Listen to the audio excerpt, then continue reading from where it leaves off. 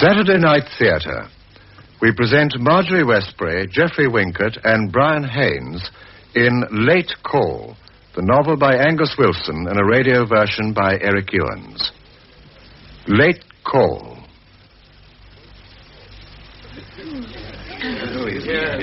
Putting up with an old man like me. Always a jolly one. Palmyra Court won't be the same place. Well, are we all met, as Bottom says in Act 3 of The Dream? Oh, Captain Calvert isn't here. Where's the captain? My husband won't be coming. He had to go to his club. Well, let us proceed then. This is a sad occasion for us all. Yes, indeed. I know you will forgive me if I recall my own retirement. We old people become very egotistical. But on that occasion, I said to my girls, always make time your slave. Never let it be your master. Yes. Now that you're retiring, dear Mrs. Calvert, you won't have to be an early riser any longer. For the rest of your life, you'll be able to ask for a late call. So, just in case you feel that time has caught up with you, now that you're retiring, we've decided to give you this clock, which you can set for your late calls. And we shall picture you defying time, lying snugly in bed when the clock strikes 7, just turning over and going to sleep again, knowing that you haven't got to worry about all the troublesome residents of Palmyra Court, to whom you've been so very kind for so many years. And if, when the clock strikes, you do think of us, don't remember all our little grumbles and grouses. Just remember that you brought a lot of comfort to people, many of whom were old and most of whom were lonely. You speak for yourself. I'm not lonely. Oh, we know all about sailors, Commander. And now, if I may embark again, Mrs. Calvert, I ask you to accept this clock as a token of our esteem, and we all wish you a long and a happy retirement.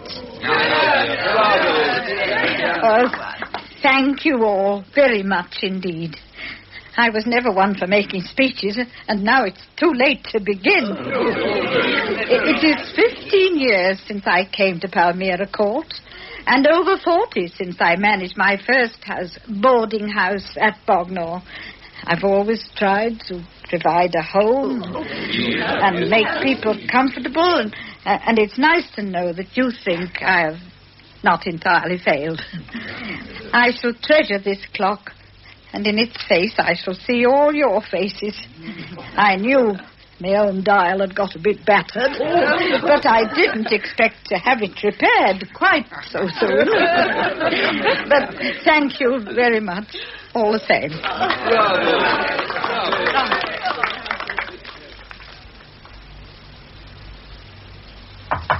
Come in. Oh, Commander, what can I do for you? Oh, excuse me, Mrs. Calvert. I thought the captain might be here. He's still at his club, Commander. Can I help? Well, it's not very... that is, you see... when will he be back?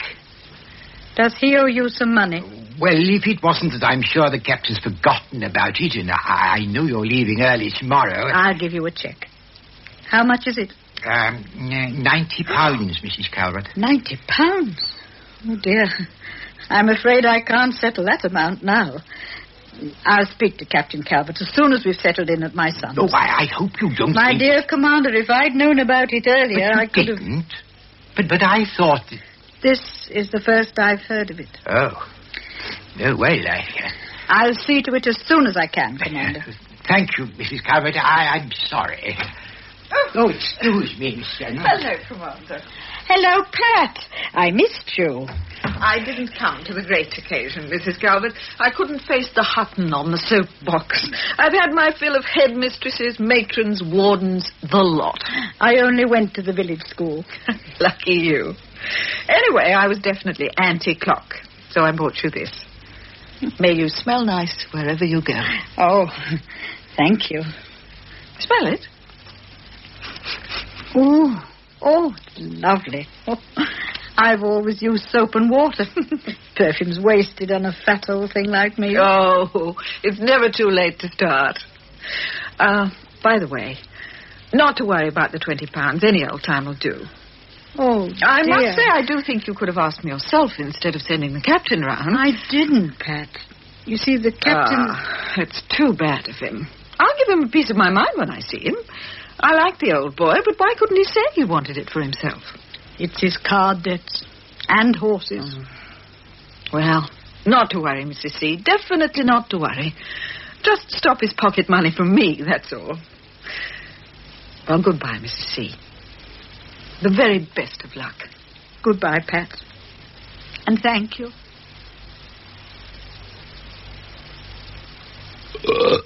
Pardon. Oh, for God's sake, Arthur, get into your bed. I said pardon, didn't I? You always say pardon and then think everybody will forgive what you've done. Oh, go on, get to bed. We've got a tiring journey in the morning. Bloody nice one, I can see, if we're going to use that martyred tone all the way. I got out of your way on a filthy wet night, and this is all the thanks I get. God knows I try to do everything I can for you. You don't have to do anything for me, Arthur, except not to deceive me and tell lies. What do you mean, lies? You told Pat Reynolds the money you borrowed was for me. So that ruddy cow's come mooing to you, she? I thought she was supposed to be a friend of yours. Nice way to show a feeling for an invalid. Arthur, I will not have you telling people I'm an invalid. The doctor advised me to retire only because I've got to rest and take things easy, not get excited. High blood pressure does not make you an invalid, so don't you call me an invalid when we get to Harold's. Who the hell's interested? You've got a damn sight too self-centered here, D.C. Sylvia, let me tell you that. People at Castle New Town won't care whether Mrs. Arthur Calvert has high blood pressure or not. You better get that into your head. Are you listening? Yes, Arthur, and I should think the whole hotel can hear you. Damn the hotel. We saved ourselves the bone for them. Don't owe them anything. Oh, you owe Pat £20 and the commander 90 and heaven knows what beside that I don't know of. Commander's loan was between two gentlemen of the forces. I don't know how the cat has the cheek to talk up. All right. So you know everything. What the hell's it got to do with you anyway? They're my debts and I'll settle them. Anyhow, I only borrowed the money so that you wouldn't be worried with a lot of small bills.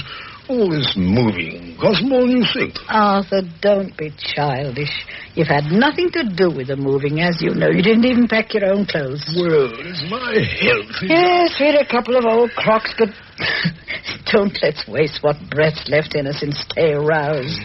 You know, if you want money, you've only to come to me. I'll always do my best to make your pension go further. I read they're going to raise them. You read? You believe all you read. Oh, well, let's get to sleep. It's funny. Usually I have lots of little worries about the hotel. Leaking taps, burnt toast, room keys. And tonight there's nothing. Just one big worry about the future. You're not to worry, Sylvie.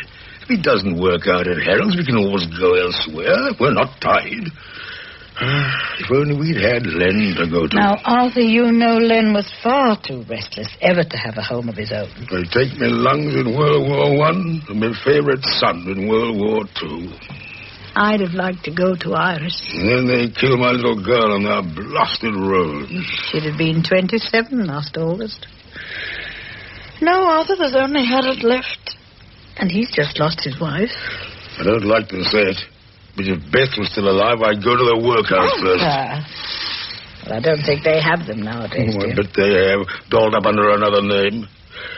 I never liked that Beth. That's unfair, Arthur. She meant well. So does Harold, pompous ass. Now, you have always enjoyed your visits to Castle. There's 3 lovely children. Judy's still at school, but Mark and Ray are working. A visit's a visit, but this is permanent. And then he lives in Enright Avenue, in a street. Now he's in an attached house with a bloody great garden. Yes, Harold's done very well. He couldn't do it on his salary as headmaster. It's the money he makes from those textbooks. I'm dying to see the house. I'll have to find a new local. The buses are handy. Well, it's all this upset. I find it very exciting. One more breakfast here, and then our next one will be in a new house, in a new town, in a new life. What's that? What the hell? It's only the breakfast, Tom. You remember Harold fitted it all up last night. Lord, I thought I was back in the trenches. And there's boiled eggs and toast and coffee.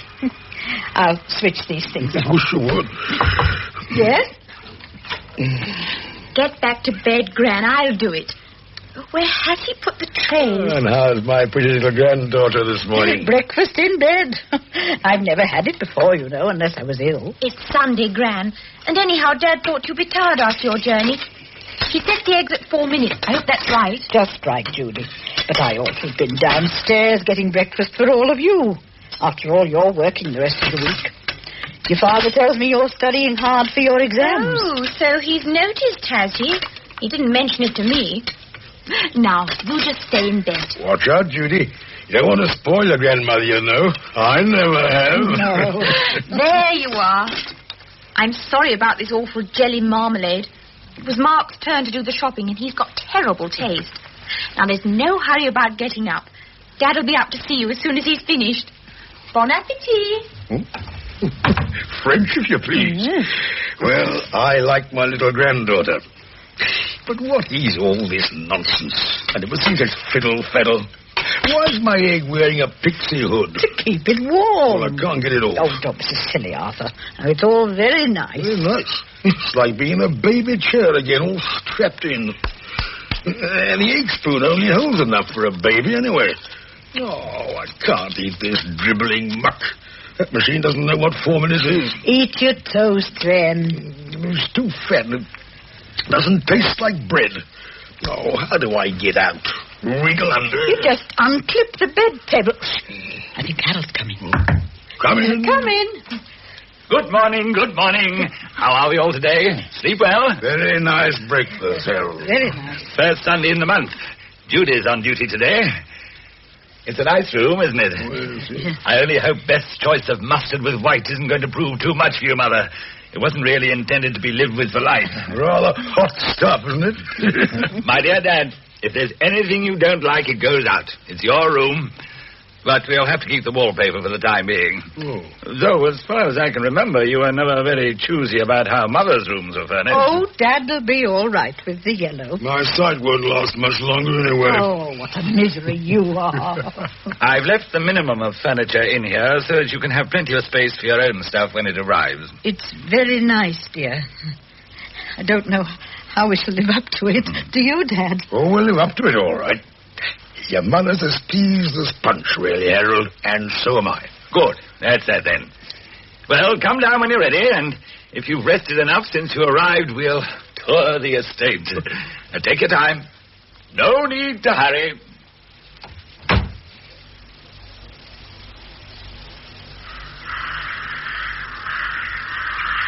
Well, ah, she blows. The sycamores smelling castle. Ashlar blocks, you see, give it strength. And the white weatherboarding preserves the local character. I'm all for picture house windows, aren't you, Mother? It's very unique, isn't it, Harold? It's a ranch-type house. Yes, Lily. You've expected to round up a couple of steers before breakfast. Your mother's been heavy for a day, Harold. Yes, ranches for the castle tycoons. They were built to try and persuade our industrial executives to stay in the community. But, of course, most of them prefer to buy up the local rectories and manor houses. And that's the great problem here at the moment. The Good Child's Meadow affair. Oh? But you'll hear enough about it from me later. Suffice it to say that the government has set up an inquiry commission, and I'm keeping an eye on them. That's the stuff to give the troops. Oh, there's enough of us to fill the present number of houses. we're as tycoonish as the new town intends to accommodate. Among them, your ever-loving son, the textbook tycoon. I think it's a lovely house. Now, over here, on this side of the house, we're on the very outer edge of the whole new town, Mother. Are you? There's a circular road in the dip there that joins up with the trunk road, but you can't see it. All you can see is the country. And on the other side of those hills is the Midlands. The Midlands? I've always lived at the seaside. Even as a little girl on the farm, I was only 20 miles from the sea. You've got a lovely home, Harold. We have, all of us. Thank you. One of Beth's last hopes was that you would move in here sometime. And, of course, she didn't know then she was dying or that you were building up blood pressure. By the way, if the weathermen are right, we're in for a deep freeze from tomorrow, which may well keep you indoors for a while, Mother. Well, it's only 4 weeks to Christmas, you know. But I'm not an invalid, dear. No, but we're going to treat you like one for a bit. Oh, dear. Have I got as old as that? That's just the phrase I always used to my oldest resident. Well, folks, there it is. The Calvert Estate. As to the garden, as you see, we don't have any. No. Just the little apple orchard, and the rest is lawn. And that's electrically cut. Oh, by the way, Dad, it's lucky for you that you've come at this time of year. Otherwise, you'd have to add the electric mower to the many infernal machines we're going to instruct Mum in later on. There's one damn machine I'll never use, and that's certain. It's never too late to learn, Arthur. I can guess, Dad. No, we won't confiscate your old cutthroat. No, you won't. Now, let's go in and see if those lazy biters are out of bed yet. Unless one of them is on breakfast duty, they can lie in a bit on Sundays, but it's after 10. Beth and I were very un-English about gardens. We were far too busy to bother with one. Far too extrovert, I suppose you might say. Introversion! Extroversion! Now, so you're up at last. We're down. And when we're only halfway up, we're neither up nor down. Good lads. They know their drill. And our onions, Grandad. Perhaps you know something useful as well. We're very well placed for the buses when you want to go to the town centre. Tell your grandmother the bus times, Mark. Buses for what and where? Oh, don't worry about me. I can find out the times for myself. I've still got a tongue. And now, if you'll just show me what needs doing, I'll get on with it. There's nothing for you to do, Mother. Judy's cooked today. And in any case, you haven't been introduced to our electronic monsters yet. But, Harold, there must be something I can do. Will you all be ready to eat at 1:30? Ah, Judy, I was just telling your grandmother that you were cooked today. Do you always cook in a hacking coat and riding breeches? Caroline Ogilvy is going to let me take Punch out for a ride after lunch. Caroline Ogilvy, whoever she may be, no doubt lunches. We low, common people have dinner, don't we, Mother? No, dear. My life has been spent in hotels, and we always lunched. Humpty Dumpty sat on the wall. Humpty Dumpty had a great fall. All the king's horses and all the king's men. I couldn't put Humpty together again.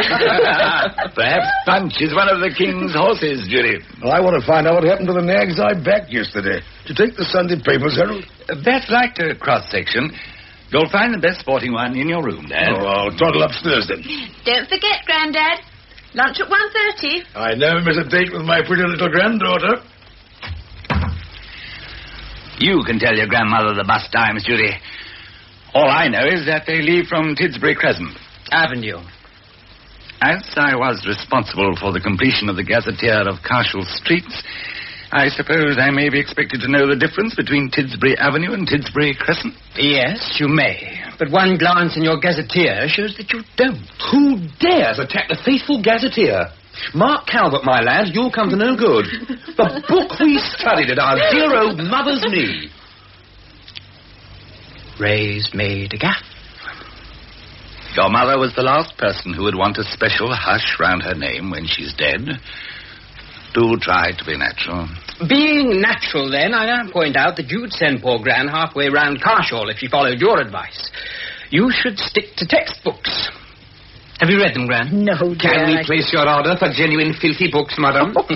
Sex in the Schoolroom. That's one of our most successful titles. I really don't know. Or Try the Head in His Harem. Calvert's Corruptors, guaranteed a dirty word on every page. I suppose you think you're being very clever about Daddy's books. Well, at least school teaching is an educated profession. Thank you, Judy, for that testimony of status. But I think I'll belong to the modern world of electronic engineers and fabric designers rather than pretend to gentility with family solicitors and private school headmasters. Yeah. Oh, don't think I was suggesting that being a secondary schoolmaster is any great shakes.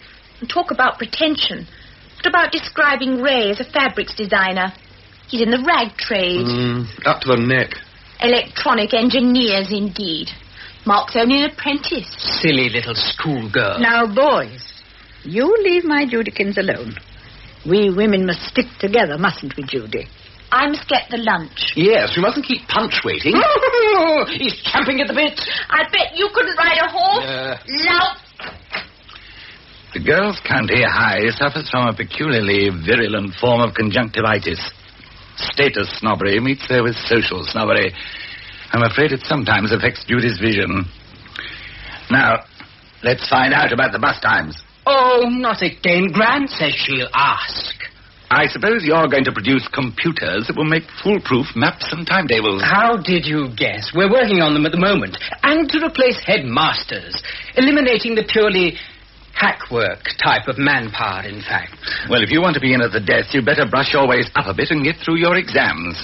Otherwise, you may find Electrometrico have eliminated you before your apprenticeship's finished. Don't worry. We'll probably all be eliminated long before then. Oh, no, not again. Not the same old cry. And you call yourselves the cool generation. Can't you even discuss the times of buses without whining about the bomb? Come on, Mark. Let's leave him and go for our Sundays. I suppose it's best. Don't forget, we eat at 1:30. Oh, my timetables. Meat it is. I set it down. Yeah, but you never know with Judy. It could be fish. Oh. Well, Mother, what are you thinking? Oh, Harold, you're all so clever, I'm quite confused. Nonsense. Arthur and I were never clever. We were never anything, really.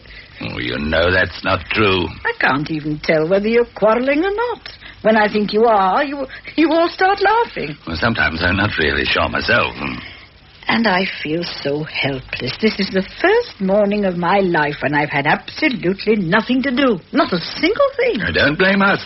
The doctor said you were to take things easy. Oh, I don't want to dig the garden or carry our furniture upstairs when it arrives, but I must do something, Harold. You just take it easy for a few days, Mother. The old man seems on top of the world. Oh, he's impossible. It's quite impossible. There's just one thing. I've got a responsible position here. I'm one of the leading citizens. I can't have him trading on it. Oh, he won't, Harold. He's settled down a lot since the bad years. Really, he has. I'm glad to hear it. I can't have any bother now that this Good Child's Meadow business is coming to a head. No, Harold. And now that you've had a look at them, what do you think of the offspring? Judy's grown into a very pretty girl. Pretty? She's very like Beth, Harold. Very like. In character, I mean. There'll never be another Beth. No, Harold.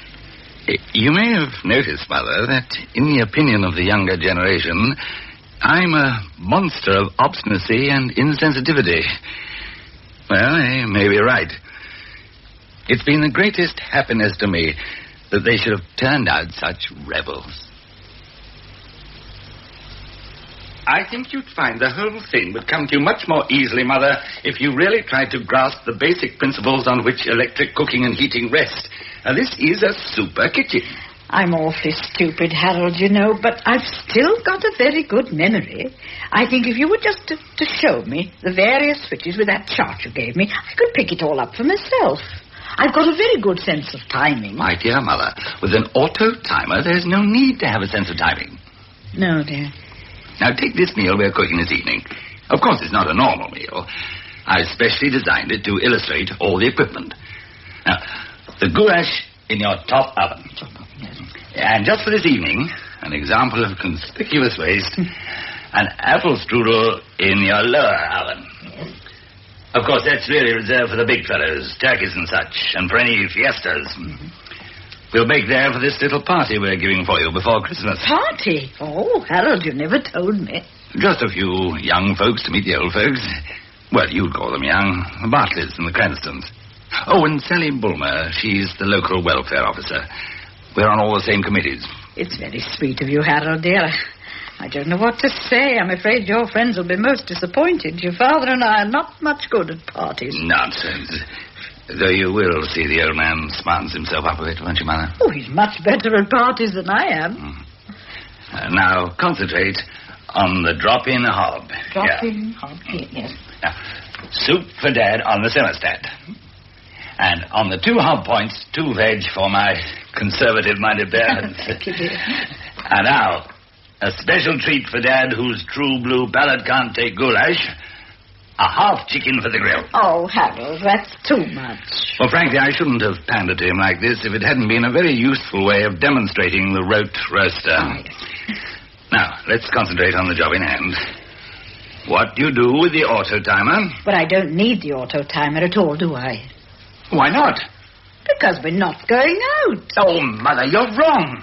But you explained about the clock yesterday. It starts the meal and turns it off when you're out. I remember. And I explained another little thing to you. The pinger timer that warns you when the meal is ready when you're in. Oh, of course, I'd forgotten. The little bell, the ringer timer. Well, no, Mother, I did explain that too. Neither Beth nor I particularly cared for a loud bell in the house, so we had the telephone and the auto-timer fitted with muted pingers instead of ringers. It's a 5-hour pinger. The damn reason we call off at weekends. Arthur, I do wish you wouldn't creep around in your slippers. What have I got my shoes on for? How's your mother getting on with all this electric lark, Harold? It'll take time. Harold's showing me how to use the 5-hour pinger timer. Pinger-ponga. You say 5 hours? I don't know, wait 5 ruddy hours from the grub, thank you. Oh, Arthur, don't be so silly. Of course, dinner won't take that long to cook. The clock hasn't anything to do with 5 hours. It's just its name, isn't it, Harold? No, Mother. Dad, you're going to have half a grilled chicken to yourself. Oh, good. Don't forget the Worcester sauce. What I'm looking for now is a bottle of beer. It's no substitute for my evening punt, but if I toddle down to the local on these icy roads, I'm liable to go ask them a tip. Yeah, help yourself, Dad. It's in the fridge over there. Oh, I thought that led to another room. I wouldn't like to be locked inside this lot. Why the hell don't you put all this stuff outside in the frost if your aim is to freeze the taste out of it? Oughtn't we to warm the plates, Harold? Yes. Now, see if you can manage by yourself. Now, let me see. Look, Dad, all this space for plates. Very nice. Where do you keep the beer mugs, Harold? On the shelf over there. Now, Mother, what do you do next? I thought I was finished, Harold. You've forgotten your warm drawer switch. Shame on you, Mother. Whatever else you do in this weather, you must keep your drawers warm. Got a running great head into this stuff. Well, chin, I'm off. The old man's a bit crude at times. Well, we've got an hour to kill before we grill the chicken. Shall we do a general run through the whole works? Oh, yes, Harold. Everything from the deep freeze down to the mixer was Beth's own choice. This whole kitchen is a beautiful memorial to Beth. Mind you, she was no slave to labor-saving devices. She always had taste. No mayonnaise is ever made in a mixer in this house. She had an infinite capacity for patience. She never seemed tired. After a whole day on the bench, dealing with cases that rent her heart and wore out her patience, she still gave the rice 6 separate rinsings. There was never any starch left in Beth's rice. Anyone in? Oh, hello, Dad. Didn't think it was your turn. Hello, Gran. Hello, Mark, dear. I shan't be in to supper, Dad. Why not? Evening school. I thought we were agreed that we'd fix supper time to suit the evening classes. Yes, well, it doesn't. You're trying to fit in some meeting to save the world from devastation before you go to the tech. That's it, isn't it? My dear boy, can't you tell me? We can agree to disagree, surely. Anyway, what are you doing in here? It's not your domain. Your dad's been giving me another lesson. Oh, take no notice of him, Gran. Just push the knob you like and hope for the best. Don't let him treat you to his little hobbies we never do, none of us. The great student of social trends. And to hell with the principles of electricity. Don't use that language before your grandmother, please, old man. Then I'll use it elsewhere. Ta-ta! Don't you trust him, lady. You does what you want, how you want. Oh, hello, Ray. All dressed up and somewhere to go. Works dance. Cheerio. Ben the bomb. Oh, he's been at it again. So long.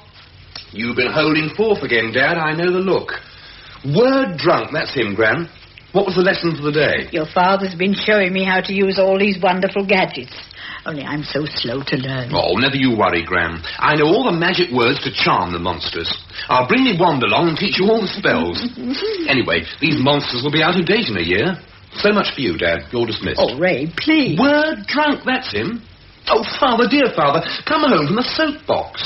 The principles of electricity. Gran's beginning a new course from tomorrow night, and it'll all be done by flare. That's all very well for you ex-art school blokes. You can use mumbo-jumbo, the artist's intuition. But your grandmother's never studied art. She doesn't need to. She's a picture all to herself, aren't you, love? Oh, thank you, dear. Well, that's settled. 6:30 in the kitchen, and the password's spaghetti bolognese. Now, how do I look? You look really smart. What is it tonight? Works dance. Dancing with our director's wife. Mm-hmm. Hey, come along, love, and be Twister Tool's dancing grandmother. Lucky her. Oh, you mean our dear director's wife? Yes, well, I mustn't keep her waiting. Yeah, where's her ladyship? She promised me a buttonhole. Judy's hobnobbing with her county friends. Well, if that's the stink she likes, let her breathe it. I'm off. Don't wait up. Enjoy yourself. Bye. Bye. He's a good lad, isn't he, Mother? He must be a great favourite with the girls. Oh, that charm would have spoiled anyone else years ago. There isn't an activity here he doesn't take part in. Sports, dancing, acting, the lot. Of course, he has a natural ease. I watch him walk into a room sometimes, and then I think what an effort it always cost his mother or me to go out to parties. He must inherit his charm from Arthur. He's always at his best at parties. Well, Mother, your party will be very informal. I won't introduce you all at once. Just circulate. It's no good, Sylvie. I can't live here. You have to tell Harold. We'll leave as soon as Ruddy Christmas is over. Well, we've only been here a week, dear, and the weather's been so bad. A week too much as far as I'm concerned.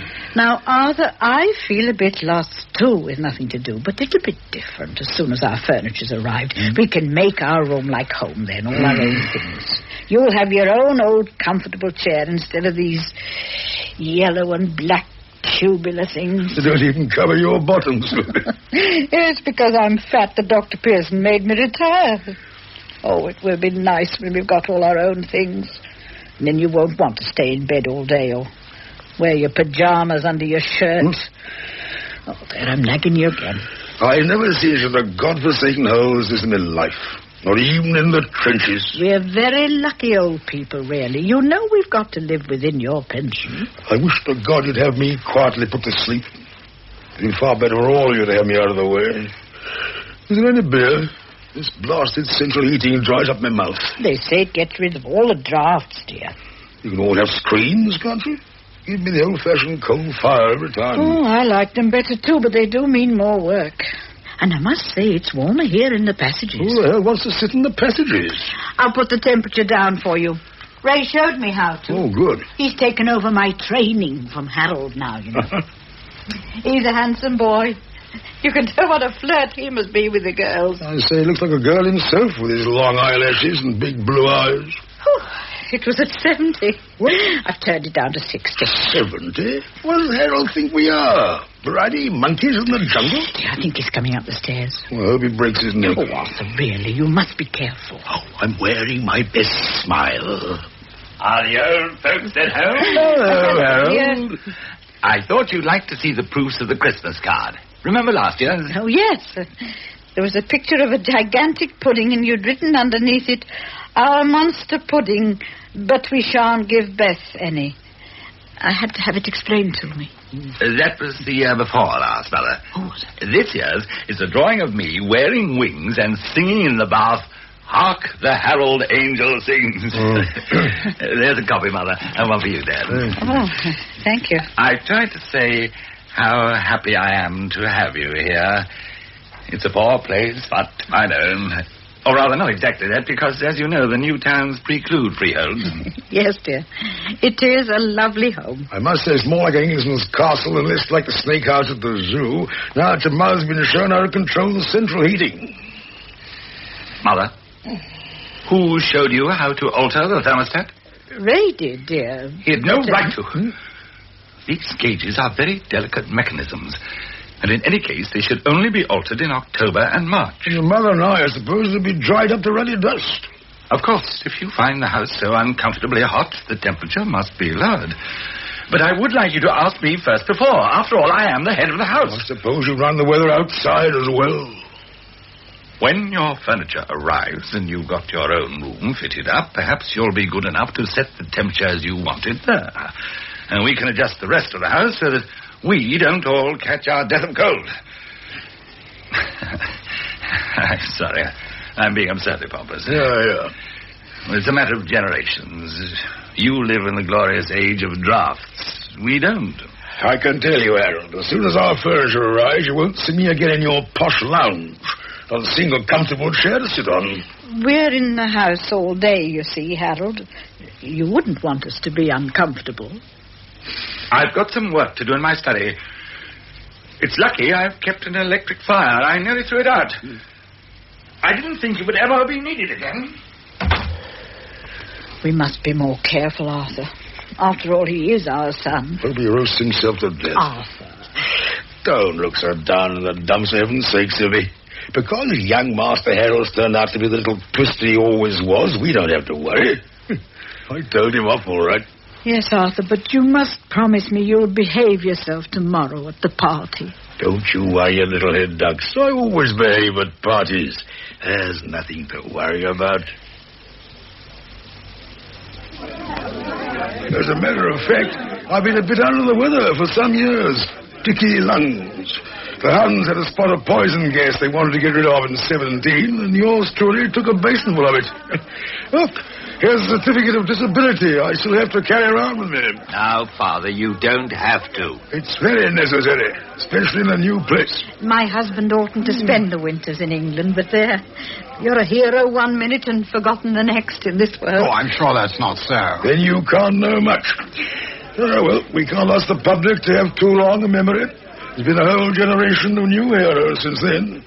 Mrs. Cabot and I had the tragedy of losing our youngest in the last war. I always thought Harold was an only child. Oh, no. And we had a daughter killed, too, on the roads. I must look after the drinks, Mother. You must be a great student of human nature, Mrs. Calvert. Must I? I don't see why. All those hotels, all those residents at close quarters. Oh, I see. It was a job. Oh, come now. The things you must have seen. Not really. There was very little time to look around. I should say so. She's done the major part of the work all the time. I'm very good at getting in the way. And she's got the business head. She saw the red light in time. Holiday camps instead of hotels. Awful things if you ask me, but nobody is asking me. Anyhow, Mrs. Calvert got out of the business just at the right time, and at a very nice price. Oh, Arthur, you do exaggerate. Oh, do I? Then I'll exaggerate in another corner of the room. I wasn't the proprietress, really. Here's a caution. Now, you're Harold's mother. I'd have known it at once. We are supposed to be rather alike. I'm Sally Boom. Oh, yes. You're the welfare officer. Harold's often spoken of you. Oh, I can't really believe that. Once or twice, but not often. Oh, yes, he has. Well, I'll try to believe you, because it'll raise my morale. You see, Harold does so much work, he puts us all to shame. I've been so anxious to have this talk with you. You have? You see, you're his mother, and he's overworking. Is he? Well, someone's going to tell you that sooner or later, so why not me? Of course, well, the children do their best, but the young have to be selfish. It's the law of life. At present, they're still a bit numb, but it'll wear off, and then look out for squalls. Oh, in fact, since she died, well, not that Bess didn't have her faults, but still she was what he looked for when he came home in the evenings. And now he'll have you. Oh, I think that's so good. Thank you. It's nice of you to say so. Oh, we all do. Well, most of us, that is. I won't disguise from you that there is the anti-Harold group, but they're simply the jealous ones. A live wire always makes enemies. And then, I know I'm keeping you, but I believe you'll feel it's been worthwhile. Oh, it's very good of you to tell me. I know you can't do anything about all this, but just knowing it may help you to help him, because I assure you he'd never tell you it himself. Wild horses wouldn't make him do it. And Cashel, as you may believe, is without wild horses. But what can Harold do? But teach. He's a wonderful teacher. And he wastes his time on these outside things, campaigns, committed surveys, amateur dramatics. He's doing far too much. He very nearly had a bad breakdown just after she died. Breakdown? We don't want our Harold running the school in one of his states. And his states are bad. And now, on top of everything else, all this fuss over Goodchild Meadow. It's a righteous cause, but why our Harold? Who speaks of Goodchild Meadow? Oh, Sally Bulmer. Righteous cause indeed. Well, introduce me to the guest of honor, Sally. Oh, sorry. Jeff! Yes? Come over here. I found Harold's mum. Mrs. Calvert, these are the Bartleys. Muriel and Jeff. No more, no less. The Bartleys, eh? So there's been talk already. Harold's mentioned you several times. Aha, what's he been saying about us? There might be money in it. I've got a good lawyer. Well, you can ask him yourself. Here he comes with his father. Hell, what the hell's the filthy stuff in this jug? Pineapple punch, Dad. Have you met everybody? Yes, too true I have. Everybody. But Mum hasn't met this pair. No. This is Jack and Rennie Cranston. My missus. How do you do? How do you do? Ah, the maid has been telling us all about you. Oh, I wouldn't believe the half of it if I were you. I don't think the Major really expects us to, but he tells a good story. How about getting something proper for Mrs. Cranston to drink, Sylvie? I'm sure Harold's got a bottle of scotch tucked away somewhere in his study. Oh, no, really, thanks. I'm ever so happy with this. That's what you'll say now. I bet you'll have a terrible head in the morning. Pineapple for an old man. Oh, man, I should think. What you feeding on, Mrs. Calvert? Raw meat? I'll get the scotch for those who want it. That's more like it. These two, Sylvie, are planning to rob an old man of his last penny at bridge. Oh, we'd have to get up early to rob your husband, Mrs. Calvert. I'd stay up the night before if I were you. Sit down here, Arthur. That's right, yeah. Oh, you can have a scotch in a minute. You don't have to worry about him, Mrs. Calvert. We're taking him in charge. You'll find plenty of friends here. We both love him already. He's just of an age to get along with my dad, who lives with us. Dad will come for him in the mornings, and they can go down on the bus together to the British Legion, or have a look in at the Crown. Dad likes a bet and a game of cards, too. They'll make company for each other. Yes. Shall we call tomorrow? Not tomorrow, I'm afraid.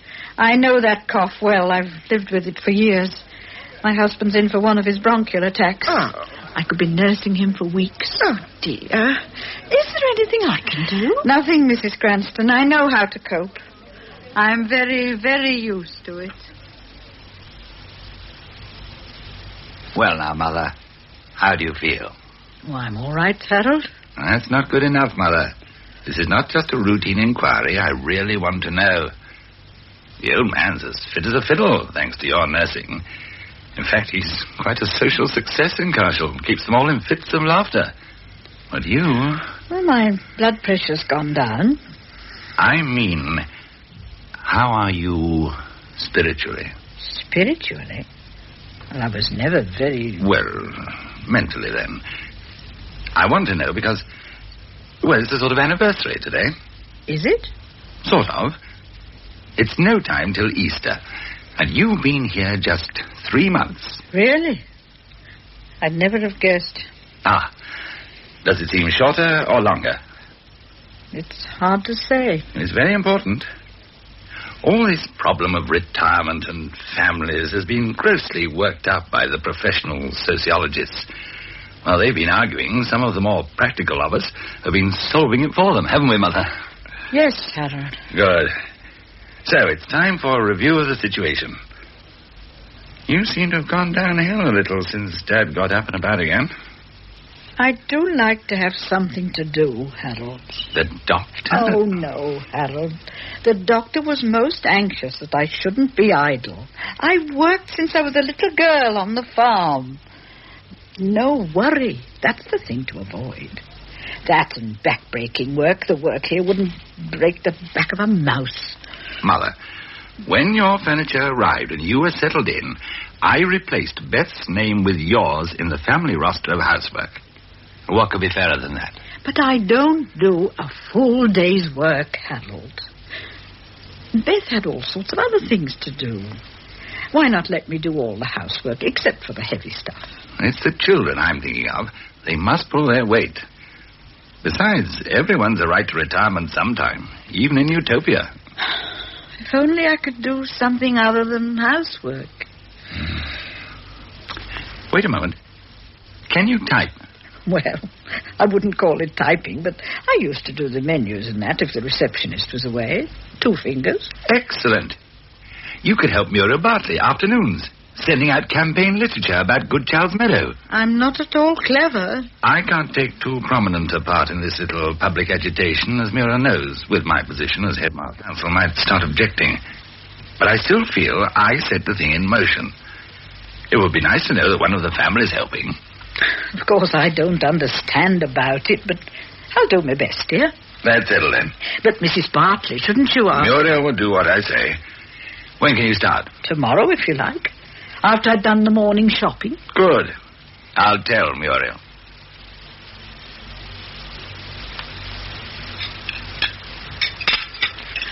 No more, thank you, Ray. I've had plenty, really. Oh, now, love, the family dials round the table are enough to make you want to bring it all up again, I know. But you must be a good girl and eat. Do, Gran. I know my macaroni pongs a bit. Mrs. Trenchard-Bourne says she has long spells when food simply revolts her. I was never a big eater. You wouldn't think it'd look at it, would you? Don't you let them rush you, Mother. You had a long day. Just take your time. Oh, yes. I've got plenty of time, haven't I? Muriel was very pleased with your help. She phoned me and said so. Did she? Oh, and I had a phone call from your headmistress, Judy. What was that old hen pecking about for? Well, she apparently feels that your chances of a distinguished career are put in grievous peril by your proposed appearance in my production of Look Back in Anger. Oh, Daddy, how absolutely mad she really is. Miss Castle had a quite remarkable university record. Oh, I know. She's brilliant at biology and botany and all the rest of it. But as a headmistress... Miss Castle believes that rehearsals for the play are not advisable in your A-level year. That must be enough for me. Luckily, we've only had the read-through and one rehearsal. But, Daddy, you said you wanted me in it. I did. But this sort of thing can't possibly interfere with your A-levels. But I don't want to go to a university anyway. Your mother... Mummy didn't go to one. She was doing some sort of social science certificate when she met you. She told me. And she didn't want me to go to a university. You will kindly never say that again, Judy. Your mother would abide by my decision. Don't worry, Judykins. You'll be the belle of the ball wherever you go. I'm sorry, Judy, if you're disappointed. Of course, I should have liked you in the play. But such disappointments are a part of life, you know. Well, if we're to get 3 rubbers into the night, I must be toddling. Excuse me, Harold, old lad. Bye, all. Goodbye, dear. Oh, sure, Grandad. Bye, Grandad. What's the play about, Harold, dear? Well, to be honest, it's strictly not for the mums. No, it concerns one Jimmy Porter, the most likable, unlikable youngster who ever wanted to set the world to rights if he knew how. The part's a natural one for our Mark here. Who isn't, by the way, going to be able to play it after all? Oh, that's true, isn't it? Did I really hear what I thought I heard? You heard. Oh, I shall be sorry not to see you on the stage, Mark, dear. Well, you won't, I'm afraid, Gran. You might have old Ray here instead. Oh, no, she won't. I've never looked back, and what's more, I'm never angry. May I inquire your reasons for evading your commitment? You ought to do it, really, Ray. You'd have fun. I want an answer, Mark. I'm not unreasonable, you know. If it's the evening classes, well, of course, I must accept it, as in the case of Judy. Mark isn't in it, and it's the end of the world, but anybody can play my part, I suppose. What's What's biting her? She's tired. She wants to be by herself. If you work that girl up much more, Dad, she'll die of starvation. She takes most of her meals at the run now. I'm waiting to know your serious reasons for letting me down, Mark. I thought we'd fixed the evening classes when we scheduled the rehearsals. We had. It's nothing to do with evening classes. The local C&D committee's chosen me to go to a unity discussion with 100 people. The dates clash. That's all. That's all. I must say. Such disappointments are a part of life. That's what you said, wasn't it? Now, see here. Look! You very nearly had it, you know. We stood it when we were kids. We stood it when Mum was ill. We stood it after she died. But if there's not much more coming from you, I can tell you just now where you can stuff it.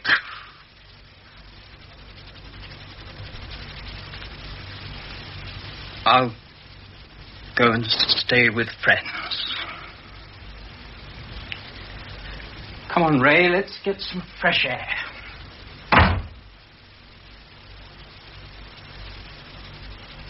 That'll be quite enough of that. Thank you, Wardress Webb. You see, No, I don't want to hear any excuses. The rules about makeup for prisoners are perfectly clear.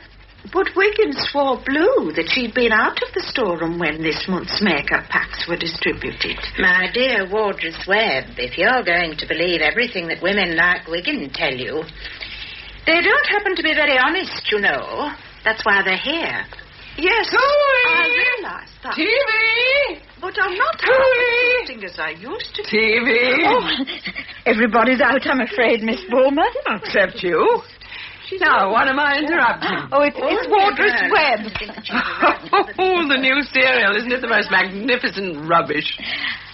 I'm afraid I rather enjoy it. Then you shouldn't. Oh, there's no harm in it in mild doses, but night after night.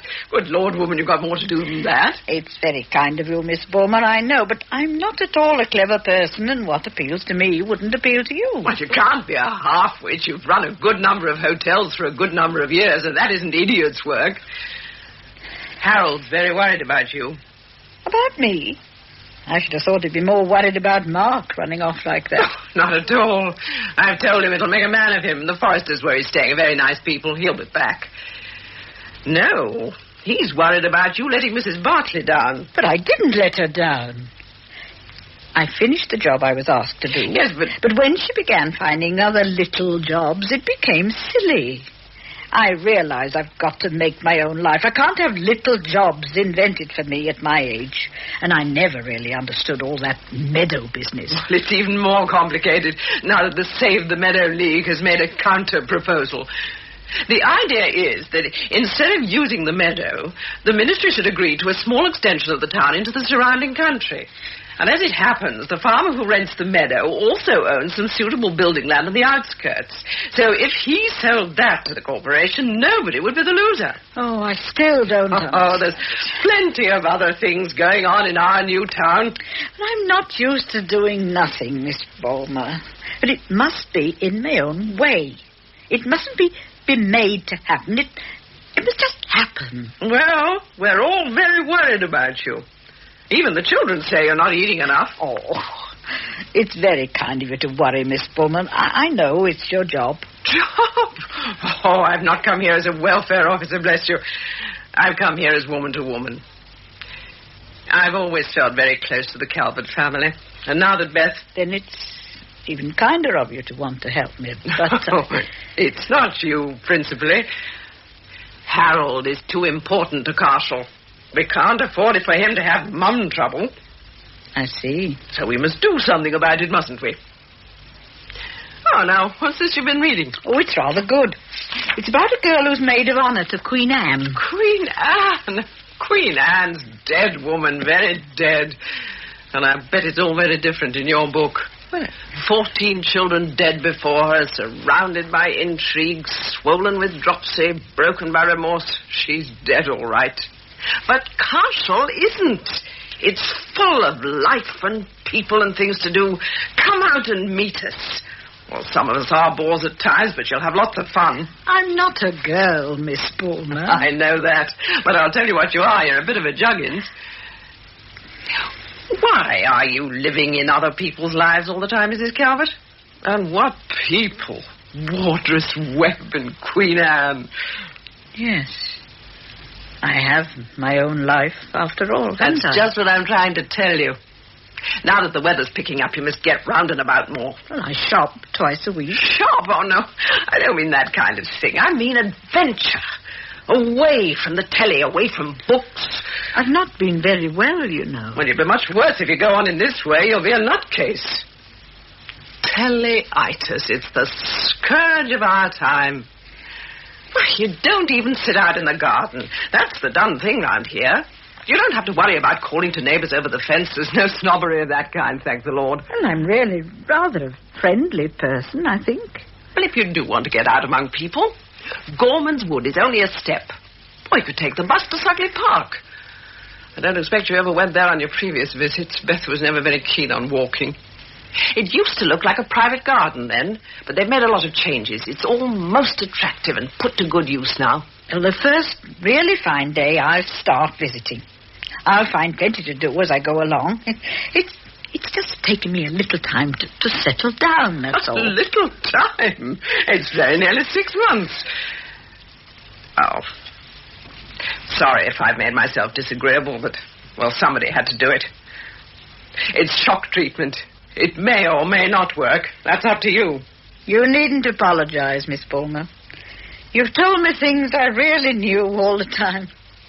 You needn't worry about me. I thought you were giving us ravioli, Ray, not spaghetti bolognese. It's the same. Yes, but not the same pasta. I look forward to ravioli. I suggest we pass a vote of censure on the cook for a culpable, misleading menu. It was my fault, really. I spent so much time wandering round Old Castle. Old Castle? What on earth did you find to do there? I can't believe I've been there for 6 years. I thought some of it was beautiful. Some idiot at the county council wanted me to give a lunch last year at the Crown for a visiting group of educationalists from Yugoslavia. I refused to lend myself to that sort of deception. If our school meals are good enough for the boys and the staff, they're good enough for visiting VIPs. I was amused to find that the British council chap who came down with them agreed with me. I had a very nice afternoon tea at the Crown. Regular old gadabout she's becoming her old age. Mrs. Trenchard-Bourne always uses the Crown. Enough said. How have you been getting on touring on your own, love? Well, I mostly go into the countryside. I was brought up on a farm, you know. There's only one area I haven't been to yet. That's Ardley Forest. I'll wait till this unsettled weather's over. It's hot enough for thunderstorms. There's a lot of wonky beech trees there. I went to Gorman's Wood the other day. I really can't see why they don't build there instead of Good Child's Meadow. Careful, Gran. I can look after myself, Ray. You may have formed that opinion, Mother, but I hope you won't broadcast it about. You could do our cause a lot of harm. I don't know why anyone should take any account of your mother's views on local politics. Just because she is my mother, Dad. I still don't see... Did you go anywhere else, love? I went round to school. What school, Mother? It was called the Rectory School, I think. Oh, love, you do choose your walks clumsily. Oh, it's an awful place, Gran. Mrs. Ogilvy says she can't imagine who could send a girl there. Now, you know, Mother, even the county rejected. It was only that it reminded me so much of the rectory. Rectory? What rectory, Gran? The rectory where I was in service as a girl, dear. Your grandmother was housekeeper? No, Arthur, it was before I met you. I was a housemaid. How did you meet? Later on, I was working at Lady Pembroke's country house. She'd given it for a hospital. Your grandfather was badly gassed, you know, and he wanted nursing all the time. By God, I did. So you were a nurse then, Gran? Oh, no, dear. I was terrified of the nurses. They looked so stiff and starched when I looked up from scrubbing the floor. I bet it was drafty in the rectory. Well, it was in the kitchen quarters, but the gentry were protected by a green baize door. Did you wear a pretty cap, love? Yes, I suppose it was rather pretty. With the long ribbons behind, you know. There's no need to look ashamed, Judy, because your grandmother was in service. I wasn't, Gran, I wasn't. It wouldn't have mattered if you had been, dear. It all happened in another world. At the beginning of the First War. Oh, things were very different then, you know. Especially in the countryside. Perhaps Judy looked ashamed because you never told us, Dad. I choose to ignore that remark, Ray. Well, Mother, what are you planning for tomorrow? If it's a nice morning, I thought I'd take a lot of sandwiches and explore Ardley Forest. And I went down on the oh, wretched rain. Arthur! No sense in shouting, I suppose. He can't hear. What on earth? Oh, the poor little thing. You must get away from that tree. Come over to me, dear. You'll be all right here. Come on. Oh, dear, she won't move. It's all right, dear. I'm coming. Oh, I do wish I wasn't so heavy.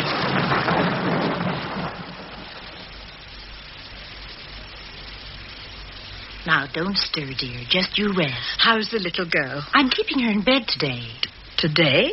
You had a little turn after you brought Mandy home yesterday. You'll find your thighs a little bruised. I think you banged it against a table. Oh, but I'm all right. I must get up. You do as you're told. I'm going to spoil you a little. But Arthur, Captain Calvert, my husband... They're one and the same person, aren't they? I phoned last night and spoke to your grandson. Raymond, was it? We decided it was best you rested here for the night, and they'll pick you up today lunchtime. Oh, I'm sorry to have been such a nuisance. You see, Captain Calvert's an invalid, and my son Harold was out last night over this Good Child's Meadow business. Good Child's Meadow? Oh, Lord. Why, do you know about it? Mommy, I don't want to stay in my bed. I want to get into hers. You don't mind, Mrs. Calvert? Of course not. Come on, dear. Climb in. She's wearing your nightgown. Now, Mandy, that's rude. She saves your life and you bawl her out for not bringing her nightgown with her. I do bring my own clothes when I go away to stay, but I didn't know I'd be staying. Well, you'll stay here often from now on because you saved my life. Mandy, that's a very conceited thing to say. Wasn't it awful, the crash of thunder? Mm-hmm. And weren't we scared? We were. You don't have to stay here just because you saved me. No, you must stay here because you've got a very pretty face. Now, Mandy, that's personal and silly. Oh, I don't mean silly. How awful of me. You have got a nice face. We'd like you to visit us whenever you can. That's very kind of you, but my home is so near. I have a nice rest now till your folks come. However, I must make a start. Right now, I've got to make a whole raft of sandwiches. Now, Mandy, let Mrs. Calvert rest, won't you? I guess we can talk now. Making sandwiches. That's all she does. The farmer's wife has always something to do with Mandy. How do you know? I was born on a farm. My mother never stopped working. There were always jobs. Like what? Well, there were the eggs to collect. That meant a regular old hide-and-seek. What do you mean, hide-and-seek? Well, you could never tell where they'd lay. Were they loose? Do you mean they went round the place as they pleased? Yes, they'd run all over the farm. Oh, tell me more. Tell me more. You're not still talking. Well, Oh, for heaven's sake, Mrs. Calvert. I don't mean you. I mean Mandy. It's getting on for 11:45. Oh, dear, the morning has gone quickly. They'll be here soon, and I'm not dressed. I'm not even up. Don't you move. You just stay in bed until they arrive, and I'll bring them up. Then we can all see how you feel. Mommy, do you know all the things she did when she was little? No, dear. You can tell me this evening. Please, let me tell you some now. You know she used to think you could tell who liked butter by putting flowers under their chins. And she wore a pinafore and a straw bonnet, and donkeys wore bonnets, too. Dear? I think you better move in here, Mrs. Calvert. Visiting won't be enough. Ciao. Oh, come on up, Timbo. It's your house. Yes, Daddy, come on up. Do you know her mother used to put a peeled onion in her ear? She had the earache. Isn't it awful? Is it all right, Mrs. Calvert? Of course, Mr. Egan. Do you think I'd ask you to come in if it wasn't? Oh, this is Mrs. Calvert's bedroom, sir. Daddy, she knew an old woman that had drunk soup made of mice to cure a cold. Good Lord. Timbo, I don't know the minds of the British. You banished Mrs. Calvert's thigh last night, and now you hesitate to enter her room. That was professional, darling. That was professional. Wouldn't you know right away, Mrs. Calvert, that he taught school? Really? Yeah. Gaines Master at a boys' public school in Victoria. I used to think Vancouver was bad enough when Dad's firm sent him there from California. But Victoria? Oh, boy. Oh, very British. Thank the Lord his aunt died and left him this place. Good old auntie. I don't say I'm crazy about Britain, but my God, you should see the imitations overseas. I thought Daddy was cutting down trees when you met him. No, dear. You've no idea what he was like then, Mrs. Calvert. Actually, I was hoping to work in timber when I came to Canada. That's when I first called him Timbo. He seemed a dope, but you can't tell with British men. Thank you, dear. What are we having for lunch? It's cold, and it's all ready. The Calverts will be here any minute. Mrs. C says her son is always on the dot. Must you go? Oh, yes, dear. Must you, Mommy? Oh, you've had enough of me to go on with. No, we haven't, have we, Mommy? I wish you would come back soon if you can, Mrs. C. I'd come and get you in the car, and you could stay the night if you wished. I don't want Mandy going back to school for a while. If you could be with her... I'm just so busy on the farm this time of year. Well, really, you better make up your mind to come often, Mrs. Calvert. You're Mandy's latest craze, and then Shirley likes to see people. The right people, that is. She doesn't see many these days. Oh, there's a car drawing up. That must be them. Them? Really, darling, they're Mrs. Calvert's family, not the plumbers. Mandy, you come down with me and I'll let our guests in. Then you can bring them up to see your lifesaver. You sure I shouldn't dress first? Quite sure. Here's my compact. Smarten yourself up. Thank you. Come on, Mommy. Race you. Off we go. Oh, really, Mr. Egan, I must apologize for all the trouble I've Trouble? caused. Oh, you don't seem to realize that but for you, we might be missing a daughter. Oh, trouble indeed. Mandy exaggerates. I know my little girl. And I saw the state she was in when you brought her here. Really, staying on in your house all morning. We got talking. Now, look, Mrs. Calvert, get this clear. Shirley and Mandy both like you, and as far as I'm concerned, that's all that matters. It's the only criterion I make for guests in this house. Here she is. Here she is. There was smoke, too, wasn't there? Yes, dear. Well, when he was nearly struck by lightning, there was only flame. That's what he said. Oh, Arthur. All right, old girl. Harold's parking the car. Got a kiss? Oh, don't be silly. Arthur, this is Mr. Egan. Welcome to Murrell Farm. Captain Calvert, isn't it? Major. Thank God old Sylvia's all right. I don't want to go through another night of anxiety like last night. Oh, he's an old fraud. I bet he slept like a top. Not a wink. A tossed and turned. And snored and snored. I don't believe a word of it. As soon as your son has seen you and passed you as fit, we'll have a drink downstairs and leave you to get dressed. What will you drink, Major? I'm afraid the doctors made me cut it out. An occasional light ale. I have all the other vices. I keep cider for the men. Perhaps that will do. Here she is. Here she is. She saved my life. So, you're a heroine, Mother. This is my son, Harold, Mr. Egan. How do you do? Welcome. I've been trying to meet you for weeks, but you farmers are hard to trap. Do you realize, Mother, that Egan leases Goodchild's Meadow? He's a very important chap. I hope I can bring the wider issues home to you. I can't help feeling that Egan's not really pulling his weight. Technically, he's on our side. But he's had over a month to get cracking and nothing's happened. Well, he's quite honest about it. He's trying to keep his lease of the meadow only because it belonged to his aunt's family for centuries, and he feels she'd want him to try. He's offered a piece of his other land in exchange. Does he ever say what he thinks the minister's decision is likely to be? I don't see much of Mr. Egan, dear. Mrs. Egan and I only talk a lot of women's natter. I have no idea how you pass the time. You're there about 5 afternoons a week. You seem to be a great favorite. They're very nice. As long as my gabble amuses the little girl, I spend most of the time with her. Really, it's like living my childhood over again. But, of course, much nicer. Nicer? Oh, much. I didn't have a very happy childhood. You never talked about it.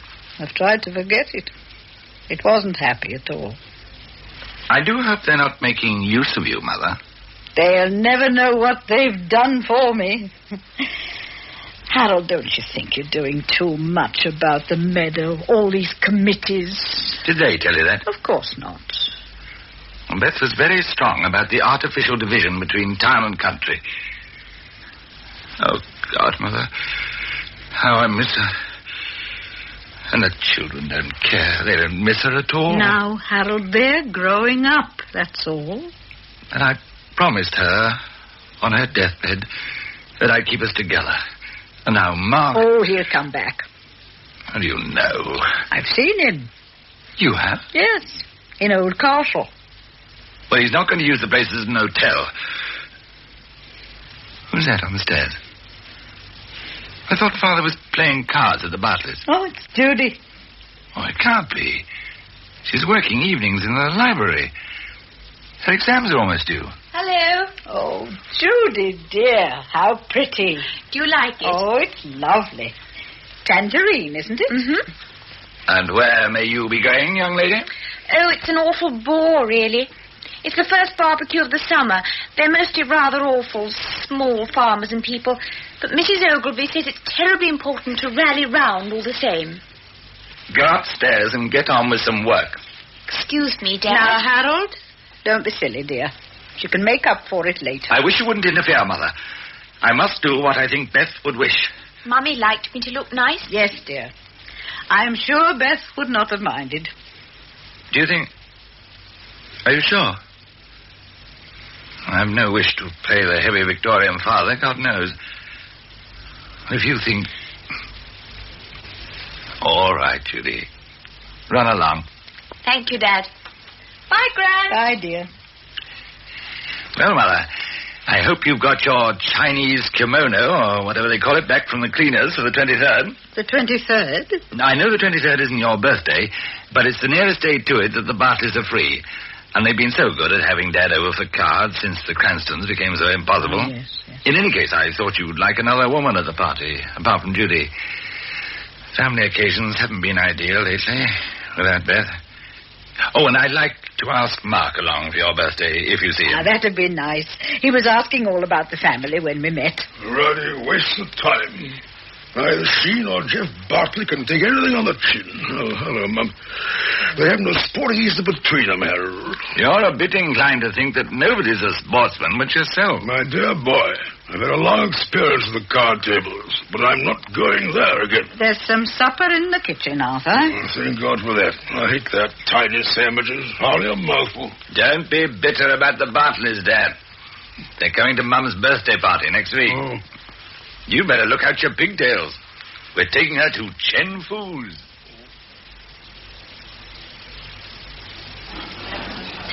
He's a very good fighting man, you chink.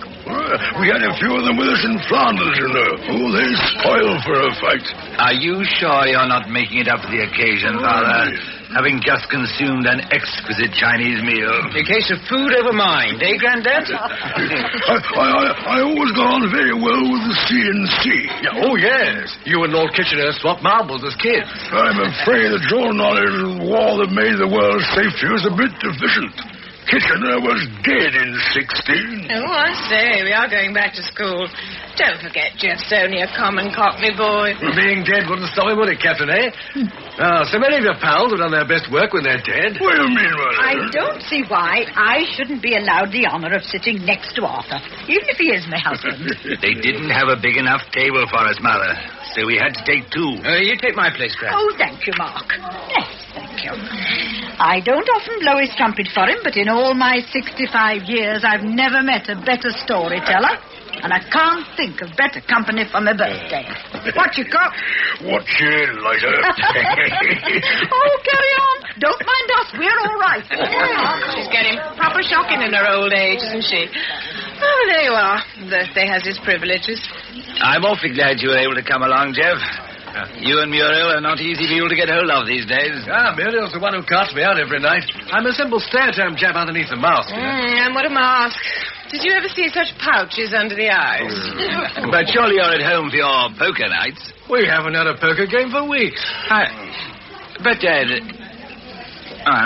I must have misunderstood.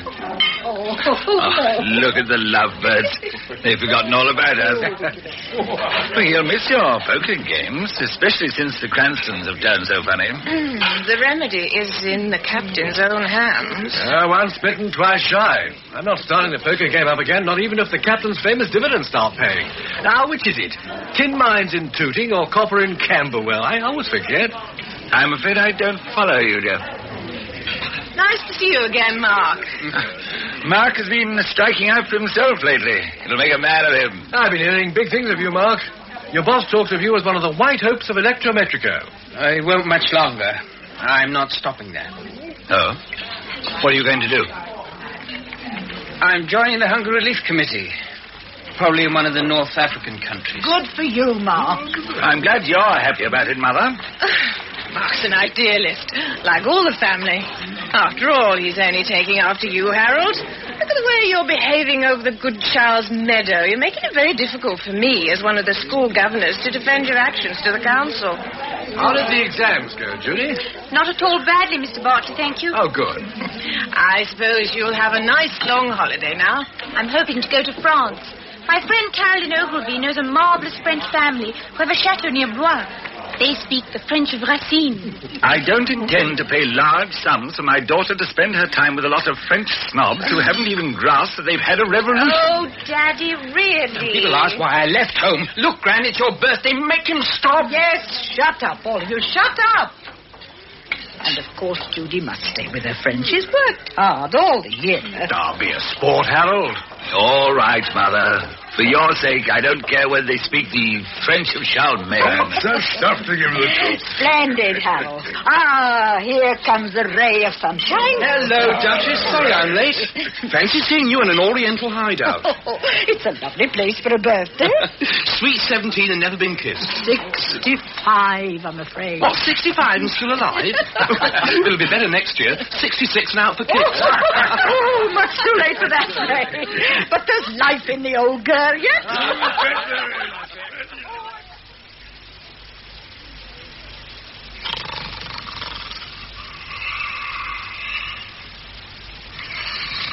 I'm sure you heard what the Bartleys said at the party, but there's nothing we can't put right. Arthur, you are not asleep, I know. I'm only trying to help you. Now, how much do you owe? To the Bartleys and the Cranstons, I mean. We don't want them going to Harold. I've got something put away in the post office. You had all the gratuity the hotel gave me for the bets at Eastsea, but there's what I've saved. That's right. Throw what you've done for me in the face. I can hardly breathe in this heat. I didn't mean to bring it up, Arthur, but do let me settle this. We've not got so many years left, dear, that we can afford to be miserable. We must start again. How much do you owe? About 150. Oh, Arthur. And you sure that's all? Apart from a tenner to our beloved son. And I'll pay them all as soon as I can draw the money out. What do you mean, you'll pay them? Very nice there to look. Mrs. Calvert graciously pays her husband's debts. I'm afraid that's how it's got to be.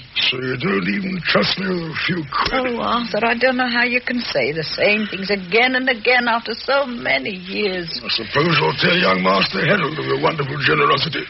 That's one thing I'm not standing for. My charming son looking down his nose at me.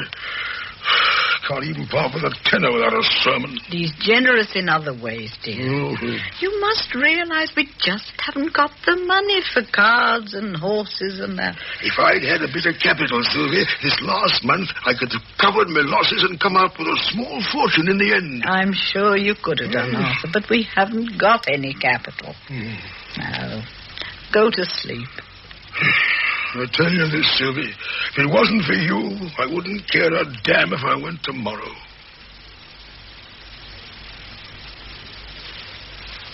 It's nice to have you back, Mark. But what's got hold of Ray? Oh, he's in some sort of trouble. Nothing serious, mind you, but it could be in a place like London. So, for Dad's sake, he skipped London. For Harold's sake? Oh, dear me. It's all so confusing. I had a very jolly postcard from him this morning. You'd think he was on holiday. He'll be all right. He's with a friend. I don't know. And what made you change your mind? Well, Electrometrico seem to think that I'm the cat's whiskers. And when I went to Yugoslavia this summer, I felt out of it. Priscilla White, she was one of our party. Priscilla said she'd never seen a more typical Englishman abroad. Perhaps famine relief's not for me. Anyway, I can't go back on it now. I'm entered in the Institute. So in a few years, your spotty grandson will be Mark Calvert, A-M-I-E-E. I'm so pleased, dear. Oh, here comes your father, striding up the path. Someone following behind like a bearer. Oh, it's Sally Bull, the welfare. He's looking very angry. Perhaps he's had Ray's letter. Oh, dear. Sometimes I think he's going to have one of those breakdown things that seem so common now. Hello, Dad. Thank God your mother's not alive for this. It would have killed her. Well, I'm back anyway, Dad, even if Ray's left. Beth loved the meadow. We've lost. The report's just out. Oh. Well, the ministry must know what they're doing, Dad. Why? A gaggle of Whitehall bureaucrats. Well, it certainly took their time. Maps, statistics, survey, polls, the lot. Yes, but notice when. During the silly season. Everyone on holiday. Oh, they've been clever. Diabolically clever. And we've not finished yet. Fool Muriel Bartley's panicked, but... I thought she was one of Beth's best friends. Beth was always too trusting. It was her one fault. If it is a fault. Anyway, Sally Bulmer's proving herself an angel. She's here tidying herself up. She's never done that before. We're not taking it sitting down. We're going to draft out a manifesto together and organize a protest meeting. It's funny, I never thought Sally was very het up about the meadow. I remember her telling me that Harold should drop it. Well, in a crisis, she's turned out a real brick. Here she is. Oh, hello, Sally. You know, Harold, we could get 700 into the Carshall Community Centre for the meeting. We'll need bands to lead the march. Surely you've done enough, Harold. Yes, Dad, lay off a bit. Term starts soon. If you get into one of your states, you'll give the kids hell. Beth felt very strongly. Harold, dear. You keep out of this, Mother. If your precious friend Egan had pulled his weight, this would never have happened. That's unfair, Harold. You should have urged him on. Don't bully your mother, Harold. Oh. Good morning, Captain. The slippered pantaloon, eh? Is it? If this ruddy rain goes on, there won't be any play at Old Trafford. Trust my luck. I wonder if in the whole course of your life you've had a single thought that went further than your own little ego. Don't speak to me like that. I've been pushed around enough as it is. I'll speak exactly as I choose. I provide you with a roof over your head, and you come here and quarrel with all my friends and borrow money from me, and God knows what else. You'll be ashamed later, Harold, to have spoken to your dad like that. Fancy talking to the poor old chap like that, as if he had anything to do with the meadow. Would you mind keeping out of my family business, Sally? Don't be such a pompous ass. You'll be grateful to me one day. I can see I'm not wanted here. Don't worry about him, Arthur, love. You ought to have given him more hidings as a boy. He's been too well cushioned all his life. You hear that, Dad? Nice friendly lot, aren't we? I'm sorry, Harold, but if your father won't stand up for himself... I can't be bothered. I'll not stay where I'm not wanted. The rain may have stopped. I'm sorry, Dad. I really am. I've had a very disturbing morning. I'll help you upstairs. Mark, take the other side. Yeah. When I come down, we'll draft the manifesto in my study, Sally. I'd like to thank you, Miss Bulmer. Fat lot of use I've been, Mrs. Calvert. But you ought to get him to see a doctor as soon as possible. I wish I could, but I can't talk to him. I don't think anybody can. This meadow business has made him quite impossible. What? Oh, him? No, I didn't mean Harold. He lives on the edge of a nervous breakdown. He always has, he always will, unless he finds someone sensible to look after him. No, I meant the old boy. He looks terrible. Can't you see? He's dying.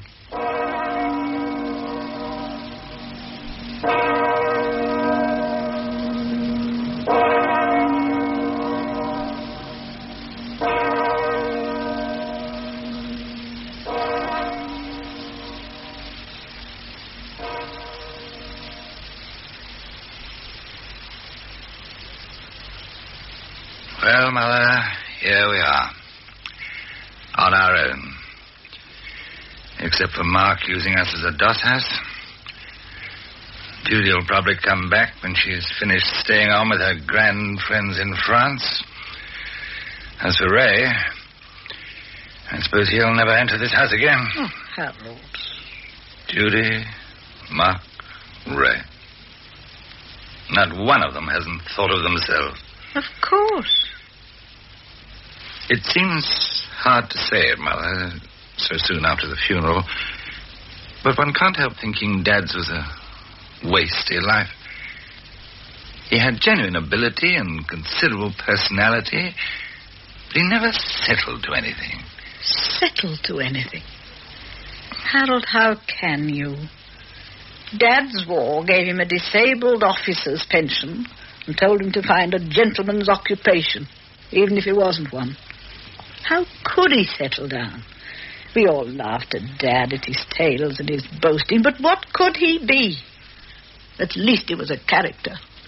Well, it's very generous of you to say all this, Mother, considering the life he led you. I'm not going to pretend he didn't. Arthur said that when he was up, I was down. And he was right. And now it's the other way round. I shall be better off without all the worry he gave me.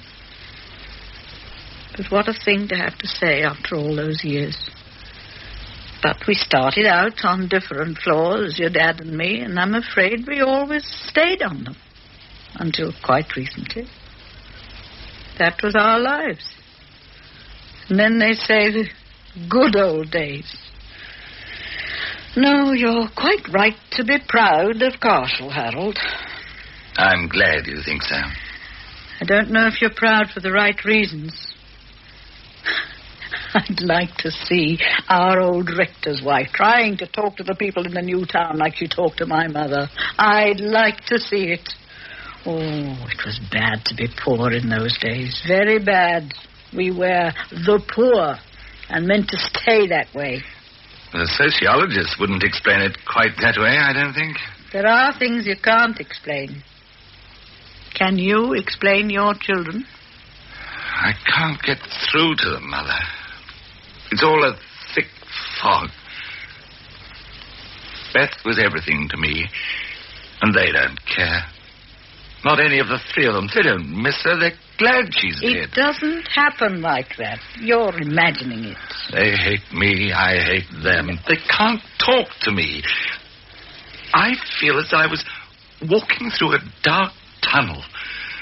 I work and work to try to get out of it that way. You can't, Harold.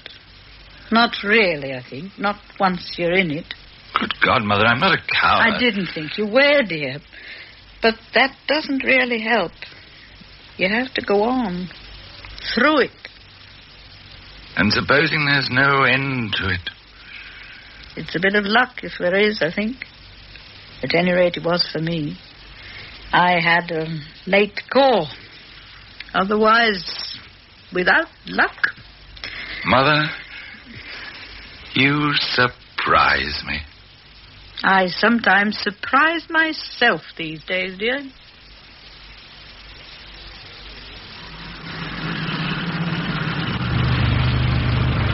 Mrs. C? Mrs. C? Shirley. Can I take you home? Oh, that would be nice. Oh, get in. Oh, what's your hat? Okay? Yes, thank you. We haven't seen you since the funeral, Mrs. C. Why haven't you been? Oh, Mandy's tired of an old woman like me. That's true. Well, let us say that she's found other interests. But I haven't tired of you or Timber. You're very kind. So you must start your visits again. Promise? I promise. And you mustn't mind if the red carpet is replaced by an ordinary rug. I'd prefer it.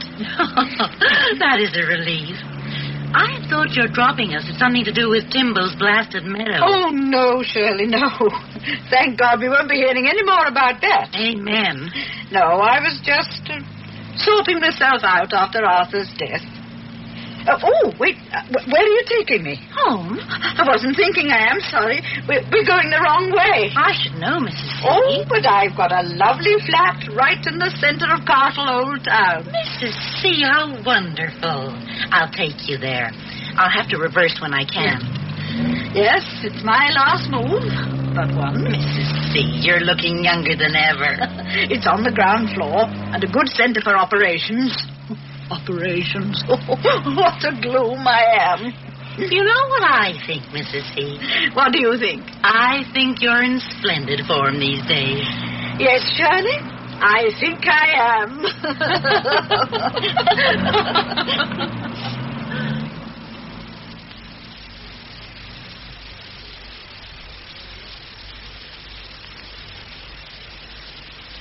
In Late Call, a radio version by Eric Ewens of a novel by Angus Wilson, the part of Sylvia Calvert was played by Marjorie Westbury. Captain Arthur Calvert by Geoffrey Winkett, Harold Calvert by Brian Haynes, Mark Calvert by Alaric Cotter, Ray Calvert by John Rye, Judy Calvert, Susan Maudsley, Sally Bulmer, Pauline Letts, Jeff Bartley, Peter Tuddenham, Muriel Bartley, Jan Edwards, Shirl Egan, Anne Murray, Timbo Egan, Frederick Treves, and Mandy, Hilda Kreisman. Other parts were played by Maddie Head, John Brining, and Hilda Kreisman. The play was produced by Norman Wright.